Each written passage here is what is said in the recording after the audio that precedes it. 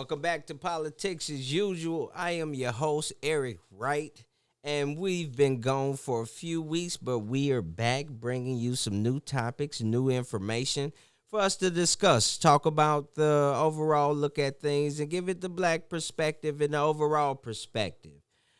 Since the last time I seen you guys, there's been a lot of political things going on. There's been a lot of back and forth with different countries. Of course, the debacle in the debacle in Israel is still going on that we spoke about. And to give you updates on that, not only or have Israel done things, unspeakable things to the people of the Gaza Strip. There's been unthinkable things done to people that was out trying to support, trying to help, and trying to give aid to the millions of people that are scattered and displaced from their homes. And the people that's delivering food was even bombed and killed. So we want to keep our prayers in mind for them and also the people in the Gaza Strip because this unimaginable terror that's been going on. Um, Many people don't come back from that, especially as a group of people. So hopefully they can do a ceasefire and that can end.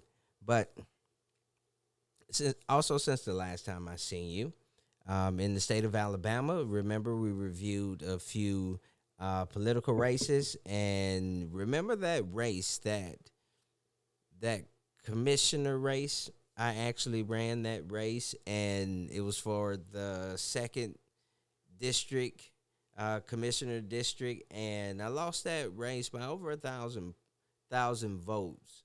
But it really showed me a lot in the community that I'm in. I'm in Montgomery, Alabama. So I was running in Montgomery County. Montgomery is distinctive, to say the least.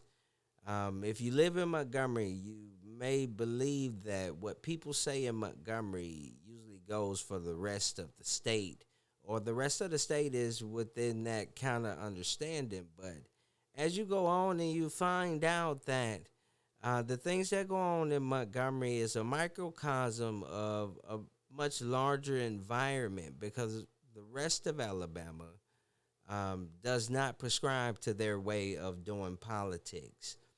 Case in point, I was unfortunate enough to lose in that race for county commissioner, but there were over 10, 15 people that was running for the second congressional district. The new maps that were drawn up to be more considerate of the population and giving the district the ability to have a Democrat to win that seat, considering the population. Now, everyone would think if you lived in Montgomery County that the person that was in the runoff, Anthony Daniels, was going to win it wholeheartedly. You saw the opposition that I ran against jump on the bandwagon and support Anthony Daniels. You saw most of your elected officials, the base who's who of Montgomery and the surrounding, supporting this guy, Anthony Daniels. And you must have thought, because they bombarded you with this information and put it to you and pretty much told you, like Joe Biden did, if you don't vote for me, you're not black. Almost like if you don't vote for this person, Anthony Daniels, you are a goddamn fool. And you should be whooped and flogged or something like that. But we saw on election day, and what I was saying from the start of everything, number one, when a person runs for office, you want to know the area that you're running in, and you most likely want to live in that area. Unfortunately, Anthony Daniels did not live in the area, even though having roots and grew up in some parts of the second congressional district and the parts that he grew up in. The population is so small it wouldn't even make a difference. Considering his opposition, Mr. Figures was in Mobile, and Mobile population and the way they do politics is totally different from Montgomery. And with Mr. Daniels not doing well in the Mobile area, and Mr. Figures doing great in the Mobile area, winning over 90% of the vote down there, and also winning a great piece of the vote in Montgomery County. It was a landslide victory, and it also showed Alabama. It showed the puppets that are in Montgomery pulling strings and trying to make everyone feel ashamed, or almost like politically shaming people that don't believe in their way of politics. They were shown that nobody believes what you believe, thinks what you think, and nobody is under your understanding. Montgomery does not control the political landscape of Alabama. Actually, if you look at each city, each region in Alabama, Montgomery may be lagging behind them all because it does not have a current identity, and this proves it. You cannot make people, force people to become a part of your machine, and if you don't want to become a part of the machine, then you're ostracized. So let this be a lesson to the who's who of Montgomery that want to force certain candidates down your throat, because they've done it multiple times before. Look at the city council. You have people on the city council that probably, I know for a fact, no probably, they never seen most of their district. I know because I was with somebody that was in opposition and we were there. You didn't go out in the streets. You didn't meet people. You didn't let people know who you are or what you was about. But you had somebody from our community that brought you into our community, let you shake hands, let you smile, photo ops, and everywhere. And through this word of mouth, you are able to pull votes from your community for a person that don't give two red fucking cents about your area or your concerns.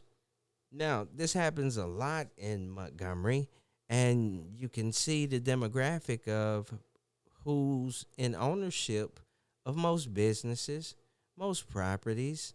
You can finally see that Montgomery has been sold to foreign investors and corporations, and the time for a regular family, a regular Joe that wants to do more for herself or have visions or dreams or plans to do certain things, is greatly limited in the city of Montgomery, and this is why they want to force you to be one way. And for us to be successful, we have to remain diverse with different groups, different communities coming together as one and then making a difference. But this is politics as usual, and I wanted to give you those updates. Now, I've been seeing a few things going on, and it's been very upsetting because it's about children. And I found that reading some of these articles, I've seen a pattern to where protection for children and labor laws are being relaxed, stretched, and given companies and corporations the ability to hire on younger and younger people.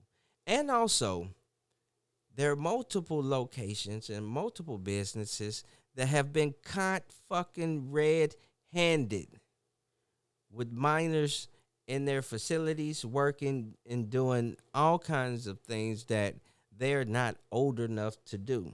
So, let's kick this off.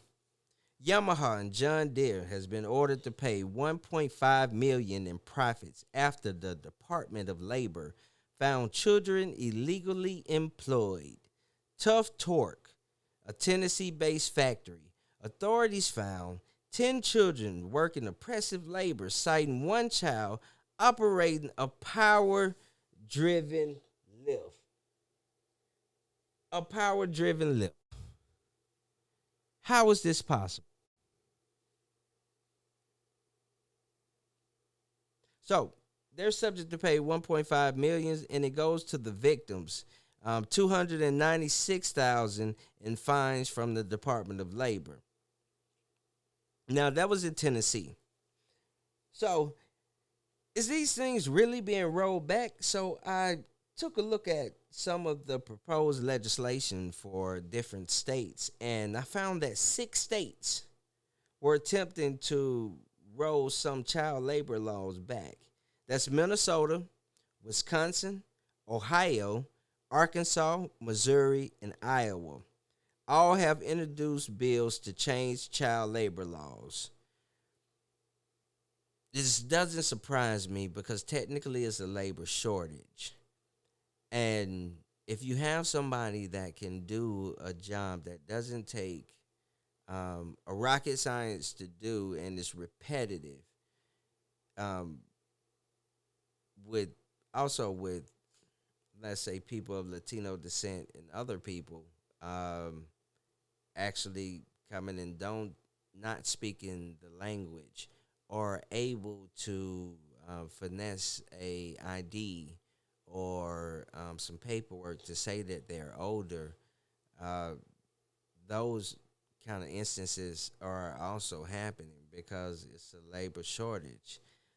It's set to be 10 million open jobs and 3 million people that are unemployed. Since 2018, child labor laws and fines has risen by 69%. Even here in Alabama, there was a case 2 years ago with a supplier of Hyundai in Alabama that was caught using a child in their factory. No fines or disciplinary actions have been released besides making it public that they did find a underage worker, and it was a person of Latino descent. So those things are out there. If you think that history doesn't repeat itself, there was a time in the Industrial Revolution where most men were out fighting wars. Most men was out fighting wars, and most women were helping in the war effort, whether it was to build bombs, provide food, or medical attention. The industry turned to the most vulnerable, and that was children. And they had children working long hours in factories with hardly no ventilation, where children died. Children had limbs um, cut off. It was totally dismembered, disfigured. And this was a huge problem in the United States. And this is why these laws are in place.